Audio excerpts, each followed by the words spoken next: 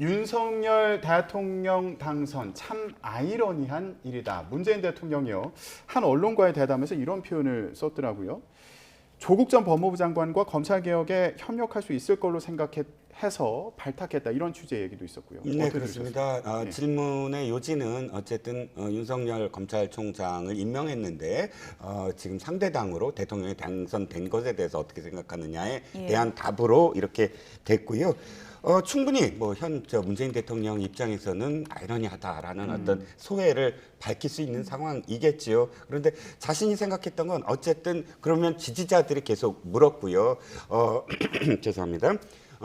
왜 그러면 윤석열 검찰총장을 임명했느냐라는 질문은 지지자들한테도 계속 나왔었던 어떤 질문 아닙니까? 그리고 상당히 많이 또 반대를 했다라는 이야기도 있고요. 근데 그 점에 대해서 밝힌 겁니다. 그렇지는 않고 자신이 어떤 바라봤을 때 가장 중요한 건 검찰 개혁이고 또 윤석열 검찰총장이 당시에 어쨌든 검찰 개혁과 관련해서 상당히 받아들이는 어떤 입장, 검사로서도 받아들이는 어떤 입장. 그래서 조국 전 법무부 장관과 함께 이 검찰 개혁을 완수할 수 있는 그런 사람이다라는 판단으로 임명을 했다. 하고 이제 가로 열고 그렇지만 상대편 대통령이 될 줄은 몰랐다. 가로 닫고 그게 이제 그 안에 뉘앙스로 담겨져 있겠죠. 아이러니가 이제 사전적 의미 말고 이 안에 지금 상당히 많은 의미가 담겨 있을 것 같은데 후회하냐, 임명한 걸 후회하냐고 했더니 국민 눈높이에 맞지 않아 송구하다 또 이렇게 이제 답변을 했다 그래요? 네, 국민 눈높이라는 것이 좀 애매한 이야기입니다. 그러니까 어떤 잘못이 있는지에 대한 여부에 대해서는 직답을 피했다라고 볼 수 있겠죠. 왜냐하면 잘못은 그렇게 없는데 국민들의 도덕적 기준이 높아서 거기에 부응하지 못해서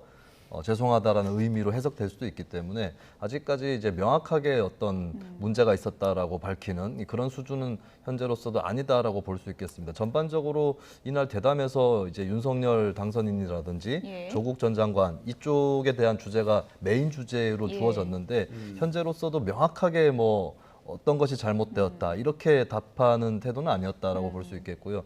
문 대통령이 속으로 아직도 고심을 하고 있는 것인지 아니면 뭔가 생각이 있는지 그것을 직접적으로 얘기하기 어려운 것인지 이 부분은 좀 알쏭달쏭한 부분일 텐데 저는 아마 앞으로 문 대통령 퇴임 이후에도 이 문제에 대해서는 언론에서도 좀 시간이 되는 대로 질문이 주어지지 않을까 그렇게 보여지고 만약에 훗날에 문 대통령이 회고록을 쓴다 했을 때도 이 부분에 대해서 조금 더 솔직한 입장이 뭐가 나올 것인지 아마 대중의 관심이 계속 쏠리는 주제가 아닐까 그렇게 보여집니다. 근데 모호한 답변 속에서도 의미 있는 대목이 있었는데 조국 전 장관 수사에 대해서는 의도가 있었다고 볼 수도 있다. 이런 또 의미심장한 답변을 했습니다. 거기에 대해서도 이제 그 당시의 시점에서 갖고 있는 생각을 얘기한 것인지 지금도 그렇다 공교로운 수사였다라고 생각하는 것인지 이 부분이 조금 확실하게 분명한 것 같지는 않고요. 어쨌든 현재 이제 민주당에서 조국 전 장관 문제를 처리하는 그 어떤 선이 있습니다. 거기에 좀 맞춰진 듯한 느낌이 듭니다. 그러니까 어떤 잘못에 대해서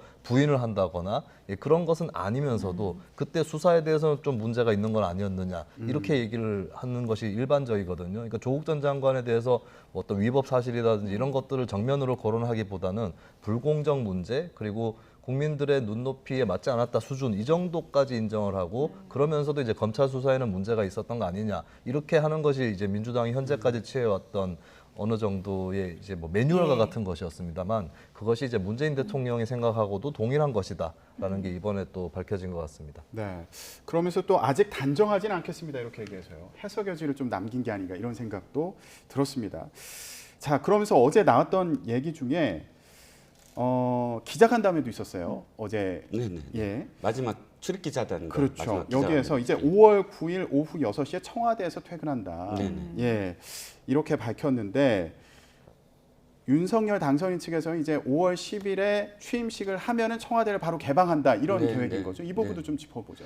그런데 이제 10일 날 개방을 해야 돼서 6시에 나간다라고 논리가 될 수도 있지만 역대 대통령이 그 전날에 사실은 짐을 다 뺐어요. 어떤 대통령도. 근데 두 가지 케이스예요. 서울에 집이 있는 대통령들은 그 전날 이미 나왔어요. 그래서 자택에서 그렇군요. 자신의 어떤 서울의 예. 집에서 묵었습니다. 예. 이명박 대통령과 김영삼 대통령, 김대중 대통령. 근데 서울의 집이 아니고 예를 들어서 봉하마을에 이제 사저를 만들었다. 그러면 노무현 대통령 같은 경우는 서울에 집이 없잖아요. 예. 그렇기 때문에 그 다음날 아침까지 묵고 그 다음에 취임식에 참석하고 내려가는 그런 일정이었거든요. 그런데 짐은 다 그 전날 뺐다. 그래서 문재인 대통령도 아니 나는 꼭 그것 때문이 아니라 사실은 뭐 이렇게 내가 지금 나오는 것은 뭐 내 감정이다. 노무현 대통령도 봉하마을 가서 첫 번째로 한 말이 그겁니다. 속 시원하다라고 네. 얘기했듯이 예. 그 뭐 계속 오래 있고 싶은 생각이 없다라는 말로 아마 문재인 대통령이 그 표현, 그 네. 마음의 표현을 한 것 같습니다. 마지막 청와대를 나오는 그 퇴근하는 심정이 참 오묘한 감정일 것 같은데 일단 윤석열 정부의 그 대통령 집무실은 피플스하우스라고 명칭을 정했다고 그래요. 이게 어떤 의미가 담긴 걸까요? 일단은 이제 이게 공모에 붙인다라고 했기 때문에 확실하게 정해질지는 좀 미지수라고 봅니다. 일단 가칭 임시 명칭이라고 얘기를 한 것 같고요. 예. 피플스 하우스라고 했을 때는 좀 묘한 것이 이제 국민의 집이라고 한국말로는 그렇게 얘기를 할 수 있겠지만 사실 피플이라는 개념이 국민보다는 민중, 인민 이쪽에 좀 가깝습니다. 그래서 공교롭게도 과거에 이제 동구권이라든지 이쪽에 그 공산주의 사회에서 그때 이제 최고 지도자의 관저 이름을 피플스 하우스라고 짓기도 했었는데요. 어쨌든 이제 일단 대통령과 국민을 좀 동일시하는, 그러니까 국민의 대통령, 그러니까 대통령의 공간이 곧 국민의 공간입니다라고 하는 그런 윤석열 당선인의 인식이 한편으로는 드러나겠죠. 근데 앞으로 조금 논란이 있을 수도 있겠다고 보는 것이 공교롭게도 어쨌든 여당 곧 여당이 될 정당 이름이 국민의힘 아니겠습니까? 그럼 예. 국민의힘과 국민의힘 너무 비슷하다. 이런 얘기도 한편으로 좀 나올 수 있을 것 같은데 예. 이 이름으로 그대로 가게 될지 아니면 공모에 붙여서 새로운 이름을 붙일지 이건 좀 더 두고 봐야 될 것 같습니다. 네. 여기까지 줄이겠습니다. 이종근, 김수민 두 시사평론가와 함께했습니다. 고맙습니다.